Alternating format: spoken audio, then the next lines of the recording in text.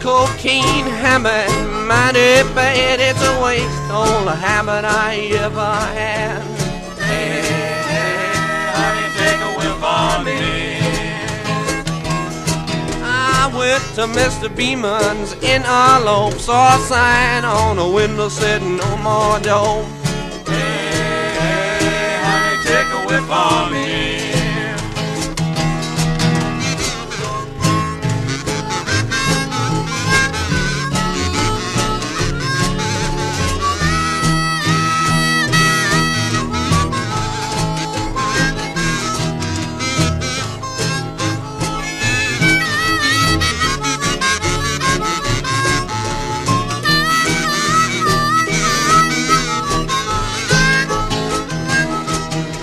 Since cocaine went out of style, you can catch 'em shooting needles all the while. Hey, hey, honey, take a whiff on me. If you don't think coke is mighty good, just have a rose and minglewood. Hey, hey, honey, take a whiff on me.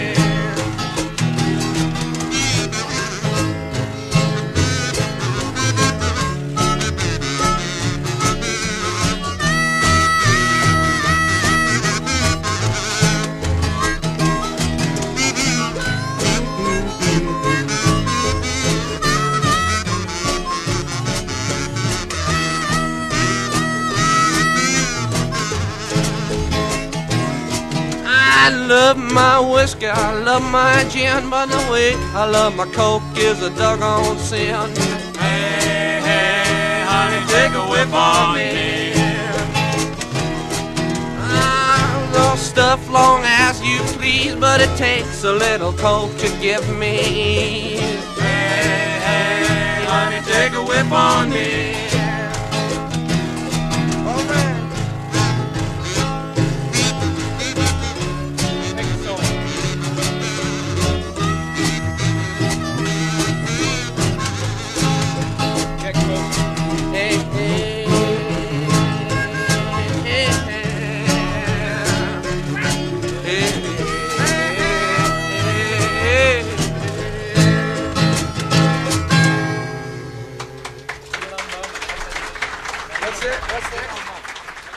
Chapter 8, Two Wives. You ready? You guys ready? Here is a footnote. Written in 1939, when there were few women in AA, this chapter assumes that the alcoholic in the home is likely to be the husband. But many of the suggestions given here may be adapted to help the person who lives with a woman alcoholic, whether she is still drinking or is recovering in AA. With few exceptions, our book thus far has spoken of men. But what we have said applies quite as much to women. Our activities in behalf of women who drink are on the increase. There is every evidence that women regain their health as readily as men if they try our suggestions. But for every man who drinks, others are involved. The wife who trembles in fear of the next debauch, the mother and father who see their son wasting away. Among us are wives, relatives, and friends whose problem has been solved, as well as some who have not yet found a happy solution. We want the wives of Alcoholics Anonymous to address the wives of men who drink too much. What they say will apply to nearly everyone bound by ties of blood or affection to an alcoholic. As wives of Alcoholics Anonymous, we would like you to feel that we understand as perhaps few can. We want to analyze mistakes we have made. We want to leave you with the feeling that no situation is too difficult and no unhappiness too great to be overcome. We have traveled a rocky road. There's no mistake about that. We have had long rendezvous with hurt pride, frustration, self-pity, misunderstanding, and fear. These are not pleasant companions. We have been driven to maudlin sympathy, to bitter resentment. Some of us veered from extreme to extreme, ever hoping that one day our loved ones would be themselves once more. Our loyalty and the desire that our husbands hold up their heads and be like other men have begotten all sorts of predicaments. We have been unselfish and self-sacrificing. We have told innumerable lies to protect our pride and our husbands' reputations. We have prayed. We have begged. We have been patient. We have struck out viciously. We have run away. We have been hysterical. We have been terror-stricken. We have sought sympathy. We have had retaliatory love affairs with other men. Our homes have been battlegrounds many an evening. In the morning, we have kissed and made up. Our friends have counseled chucking the men, and we have done so with finality, only to be back in a little while, hoping, always hoping. Our men have sworn great solemn oaths that they were through drinking forever. We have believed them when no one else could or would. And then, in days, weeks, or months, a fresh outburst. We seldom had friends at our homes, never knowing how or when the men of the house would appear. We could make few social engagements. We came to live almost alone. When we were invited out, our husbands sneaked so many drinks that they spoiled the occasion. If, on the other hand, they took nothing, their self-pity made them killjoys. There was never financial security. Positions were always in jeopardy or gone. An armored car would not have brought the pay envelopes home. The checking account melted like snow in June. Sometimes there were other women. How heartbreaking was this discovery. How cruel to be told they understood our men as we did not. The bill collectors, the sheriffs, the angry taxi drivers, the policemen, the bums, the pals, and even the ladies they sometimes brought home. Our husbands thought we were so inhospitable. Joy killer, nag, wet blanket. That's what they said. Next day they would be themselves again, and we would forgive and try to forget. We have tried to hold the love of our children for their father. We have told small tots that father was sick, which was much nearer the truth than we realized. They struck the children, kicked out door panels, smashed treasured crockery, and ripped the keys out of pianos. In the midst of such pandemonium, they may have rushed out, threatening to live with the other woman forever. In desperation, we have even got tied ourselves, the drunk to and all drunks. The unexpected result was that our husbands seemed to like it. Perhaps at this point, we got a divorce and took the children home to father and mother. Then we were severely criticized by our husband's parents for desertion. Usually, we did not leave. We stayed on and on. We finally sought employment ourselves as destitution faced us and our families. We began to ask medical advice as the sprees got closer together. The alarming physical and mental symptoms, the deepening pall of remorse, depression, and inferiority that settled down on our loved ones, these things terrified and distracted us. As animals on a treadmill, we have patiently and wearily climbed, falling back in exhaustion after each futile effort to reach solid ground. Most of us have entered the final stage with its commitment to health resorts, sanitariums, hospitals, and jails. Sometimes there were screaming delirium and insanity. Death was often near. Under these conditions, we naturally made mistakes. Some of them rose out of ignorance of alcoholism. Sometimes we sensed dimly that we were dealing with sick men. Had we fully understood the nature of the alcoholic illness, we might have behaved differently. How could men who love their wives and children be so unthinking, so callous, so cruel?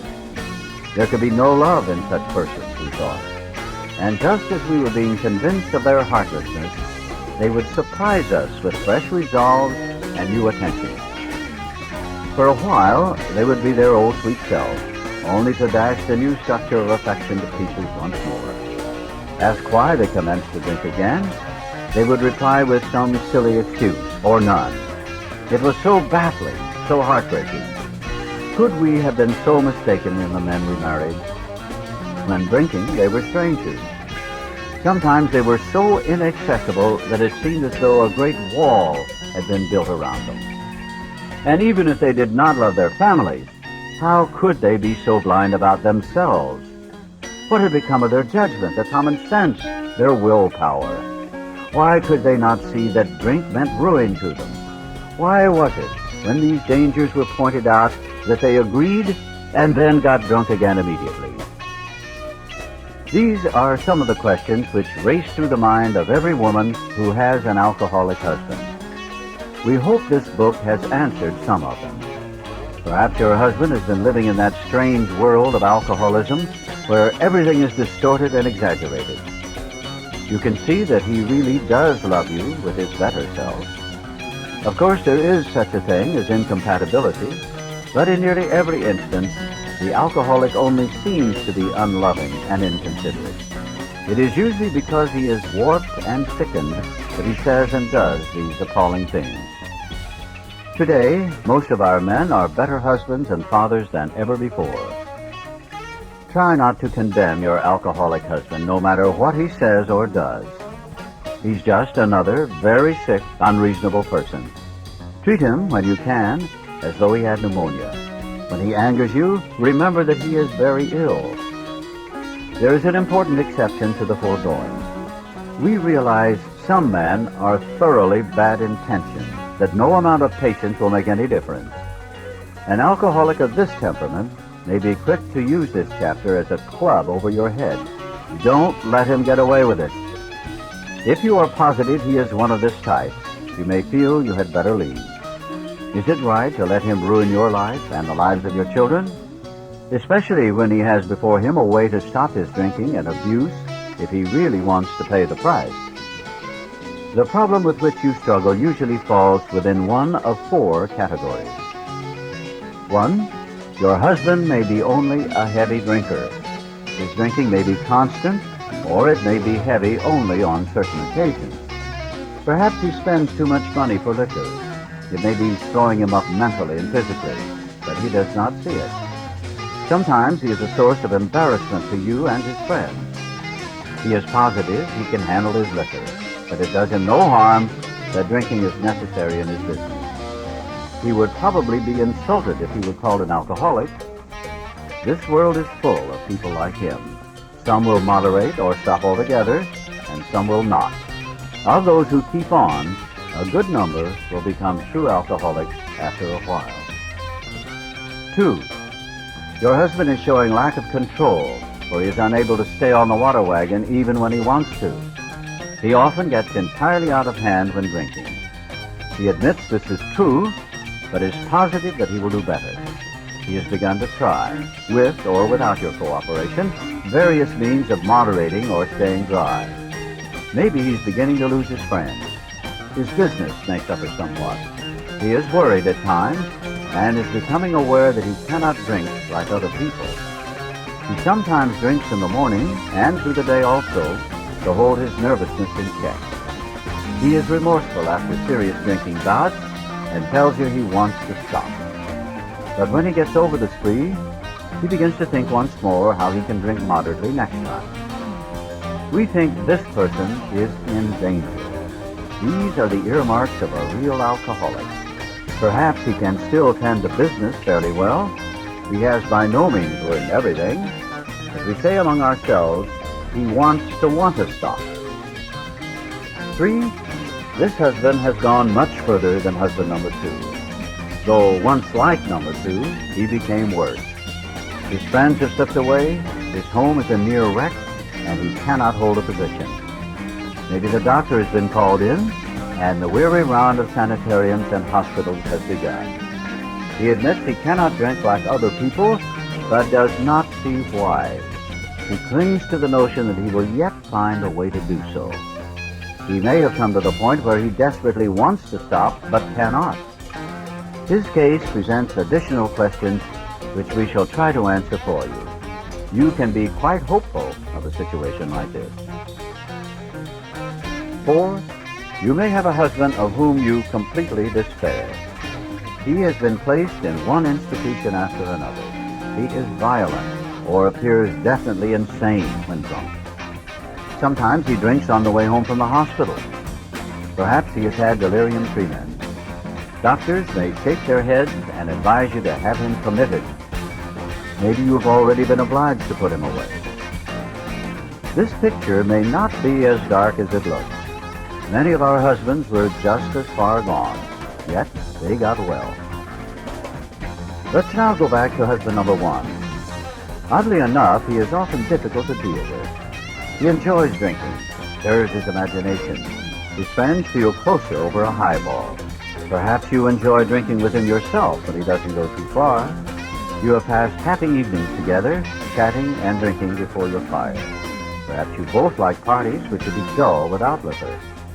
We have enjoyed such evenings ourselves. We had a good time. We know all about liquor as a social lubricant. Some, but not all of us, think it has its advantages when reasonably used. The first principle of success is that you should never be angry. Even though your husband becomes unbearable and you have to leave him temporarily, you should, if you can, go without rancor. Patience and good temper are most necessary. Our next thought is that you should never tell him what he must do about his drinking. If he gets the idea that you are a nag or a killjoy, your chance of accomplishing anything useful may be zero. He will use that as an excuse to drink more. He will tell you he is misunderstood. This may lead to lonely evenings for you. He may seek someone else to console him, not always another man. Be determined that your husband's drinking is not going to spoil your relations with your children or your friends. They need your companionship and your help. It is possible to have a full and useful life, though your husband continues to drink. We know women who are unafraid, even happy, under these conditions. Do not set your heart on reforming your husband. You may be unable to do so, no matter how hard you try. We know these suggestions are sometimes difficult to follow, but you will save many a heartbreak if you can succeed in observing them. Your husband may come to appreciate your reasonableness and patience. This may lay the groundwork for a friendly talk about his alcoholic problem. Try to have him bring up the subject himself. Be sure you are not critical during such a discussion. Attempt instead to put yourself in his place. Let him see that you want to be helpful rather than critical. When a discussion does arise, you might suggest he read this book or at least the chapter on alcoholism. Tell him you have been worried, though perhaps needlessly. You think he ought to know the subject better, as everyone should have a clear understanding of the risk he takes if he drinks too much. Show him you have confidence in his power to stop or moderate. Say you do not want to be a wet blanket, that you only want him to take care of his health. Thus you may succeed in interesting him in alcoholism. He probably has several alcoholics among his own acquaintances. You might suggest that you both take an interest in them. Drinkers like to help other drinkers. Your husband may be willing to talk to one of them.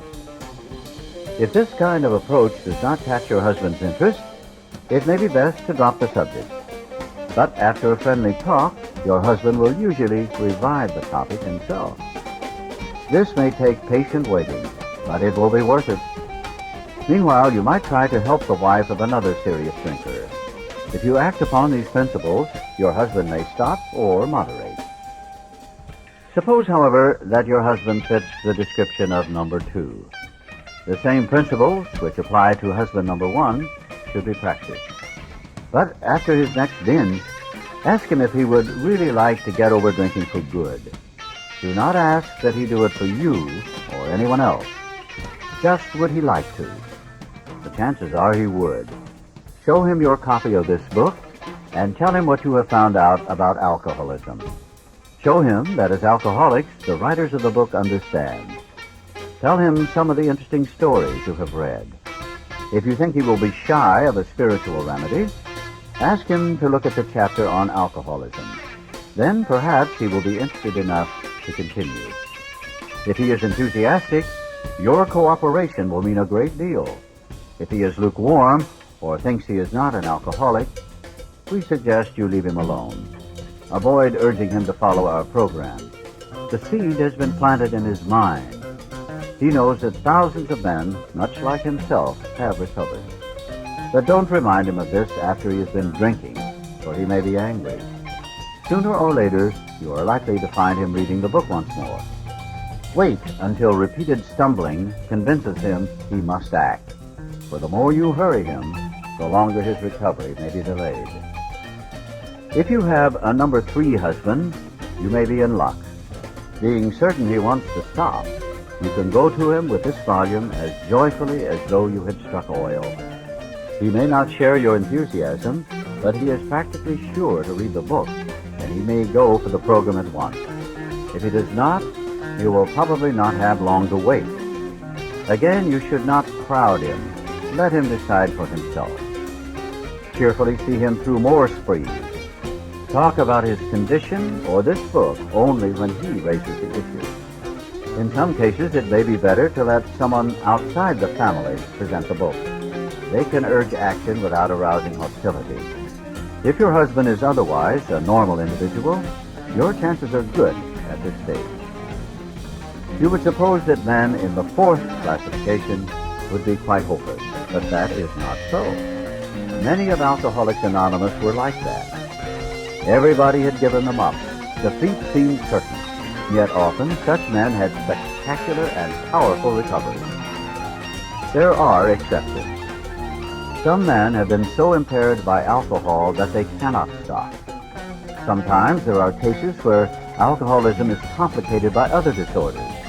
A good doctor or psychiatrist can tell you whether these complications are serious. In any event, try to have your husband read this book. His reaction may be one of enthusiasm. If he is already committed to an institution but can convince you and your doctor that he means business, give him a chance to try our method, unless the doctor thinks his mental condition too abnormal or dangerous. We make this recommendation with some confidence. For years we have been working with alcoholics committed to institutions. Since this book was first published, AA has released thousands of alcoholics from asylums and hospitals of every kind. The majority have never returned. The power of God goes deep. You may have the reverse situation on your hands. Perhaps you have a husband who is at large, but who should be committed. Some men cannot or will not get over alcoholism. When they become too dangerous, we think the kind thing is to lock them up. But of course, a good doctor should always be consulted. The wives and children of such men suffer horribly, but not more than the men themselves. But sometimes you must start life anew. We know women who have done it. If such women adopt a spiritual way of life, their road will be smoother. If your husband is a drinker, you probably worry over what other people are thinking, and you hate to meet your friends. You draw more and more into yourself, and you think everyone is talking about conditions at your home. You avoid the subject of drinking, even with your own parents. You do not know what to tell the children. When your husband is bad, you become a trembling recluse, wishing the telephone had never been invented. We find that most of this embarrassment is unnecessary. While you need not discuss your husband at length, you can quietly let your friends know the nature of his illness. But you must be on guard not to embarrass or harm your husband. When you have carefully explained to such people that he is a sick person, you will have created a new atmosphere. Barriers which have sprung up between you and your friends will disappear with the growth of sympathetic understanding. You will no longer be self-conscious or feel that you must apologize as though your husband were a weak character. He may be anything but that. Your new courage, good nature, and lack of self-consciousness will do wonders for you socially. The same principle applies in dealing with the children. Unless they actually need protection from their father, it is best not to take sides in any argument he has with them while drinking. Use your energies to promote a better understanding all around. Then that terrible tension which grips the home of every problem drinker will be lessened.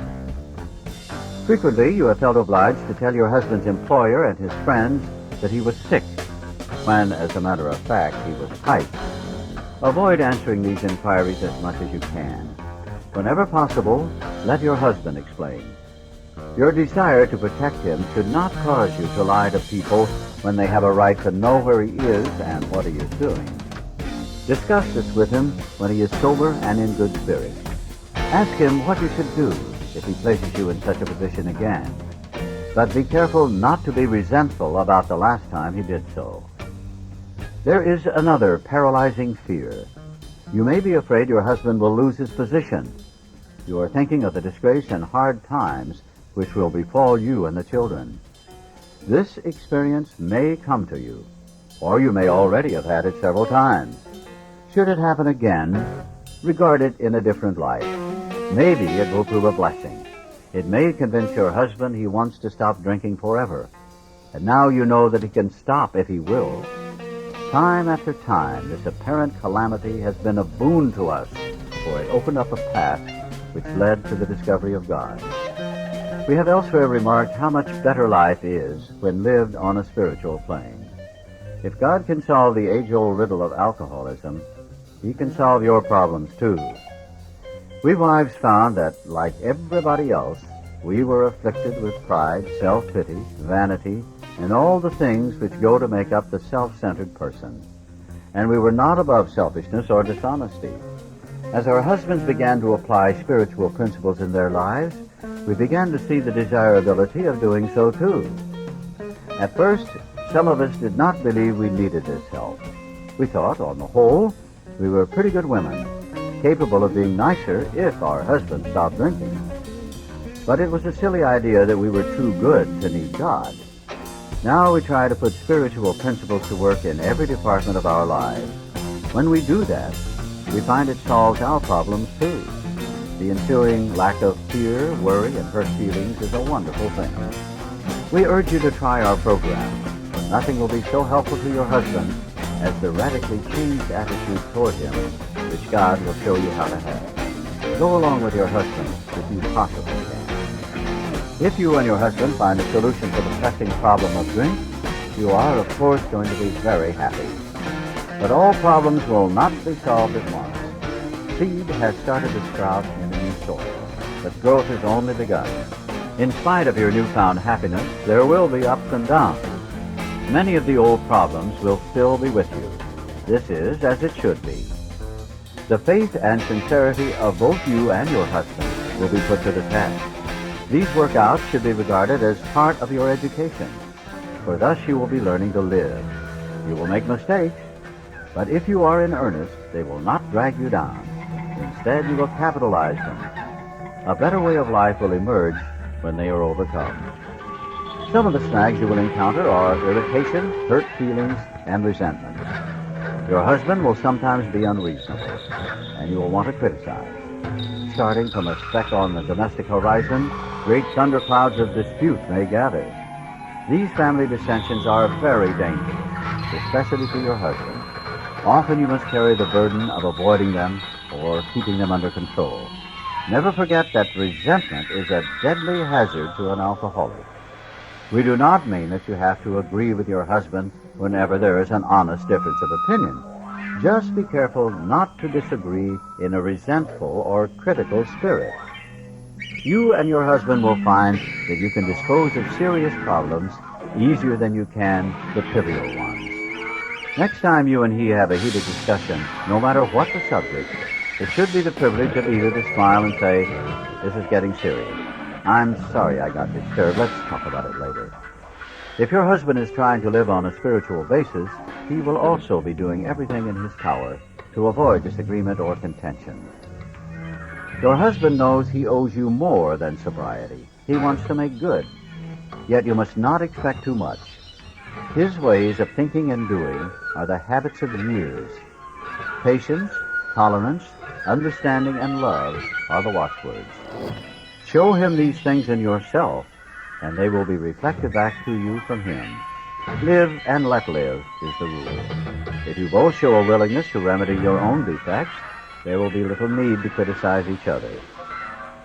We women carry with us a picture of the ideal man, the sort of chap we would like our husbands to be.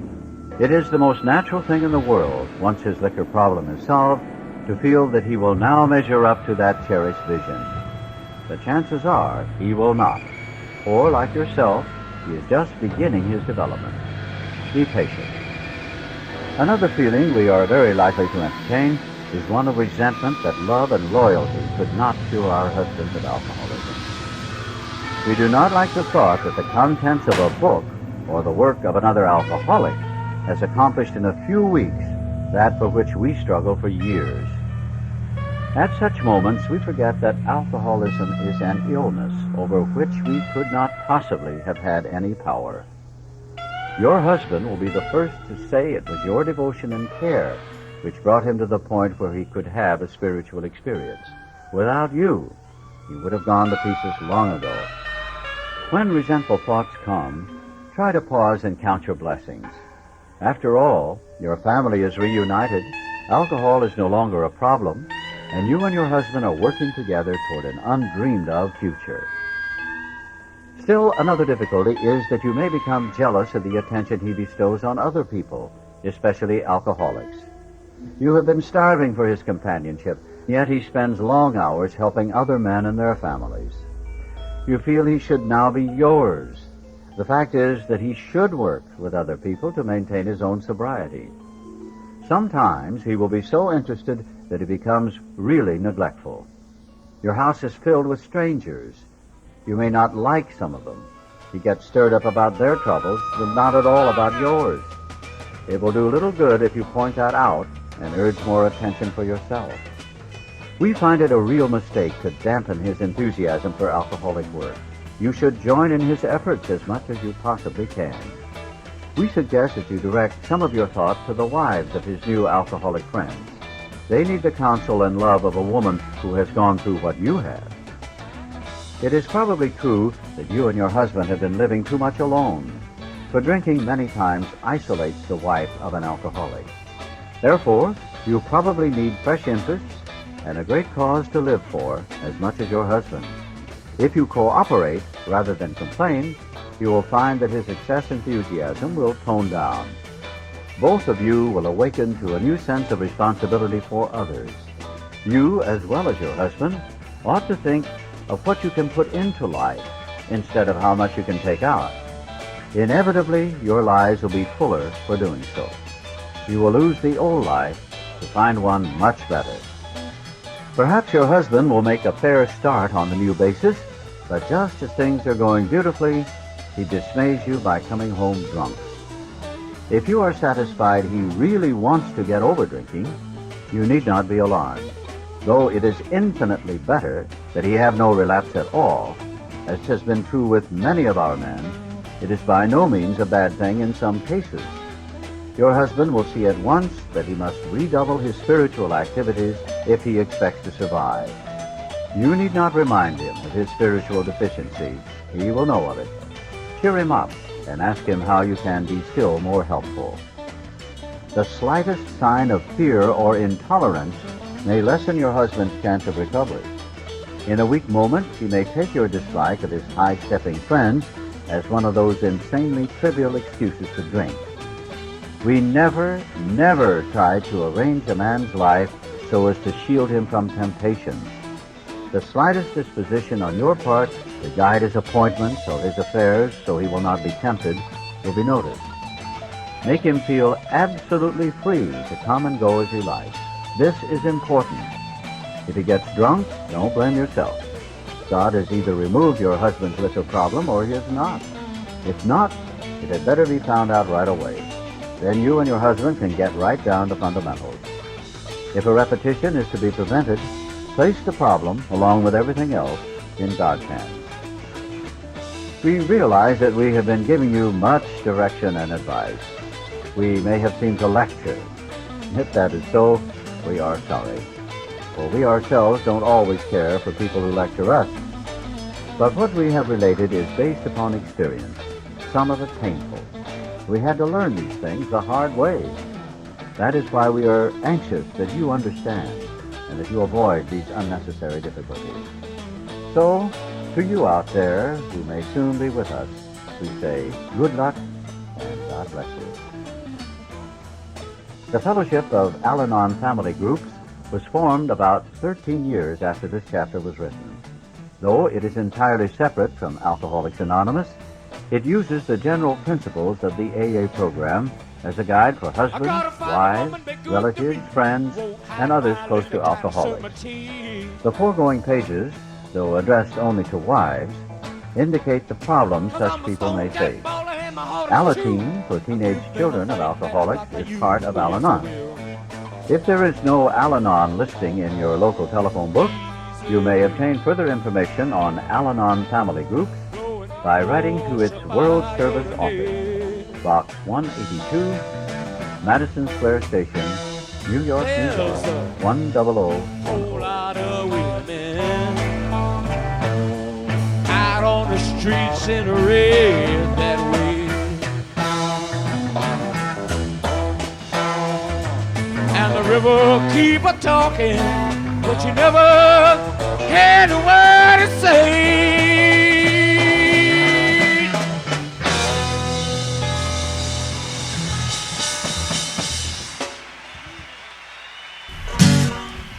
Well, now she ain't got no.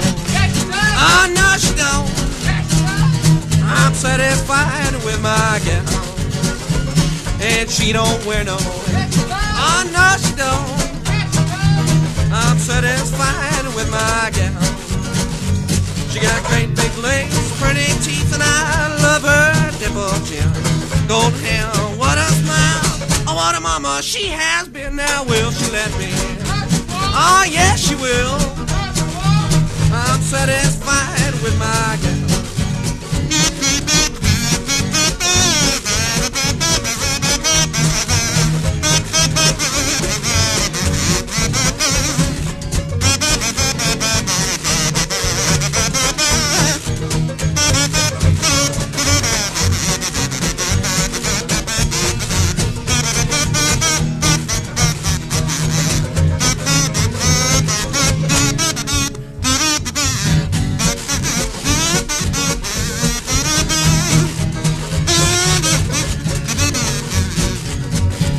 Well, she ain't got no. Oh, no, she don't. I'm satisfied with my gal, and she don't wear no. Oh, no, she don't. I'm satisfied with my gal. She got great big legs, pretty teeth, and I love her dimple chin. Golden hair, what a smile. Oh, what a mama she has been. Now will she let me? Oh, yes, she will. I'm satisfied with my gal. My gal.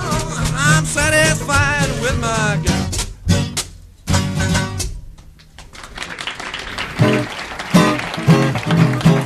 Washington at Valley Forge, Betty Cole put up spoke choices.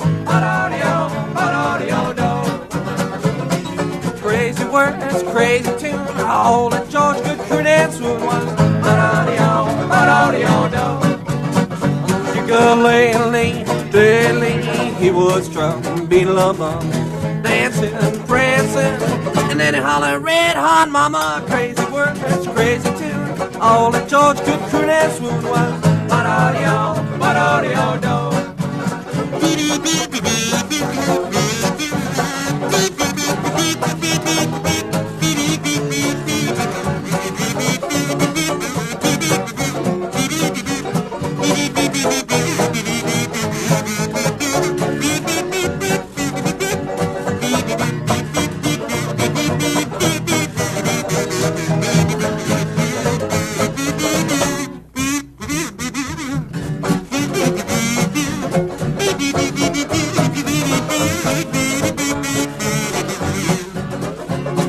Washington at Valley Forge, Betty Cole but up spoke choices. Crazy words, crazy tune, all that George could credence was.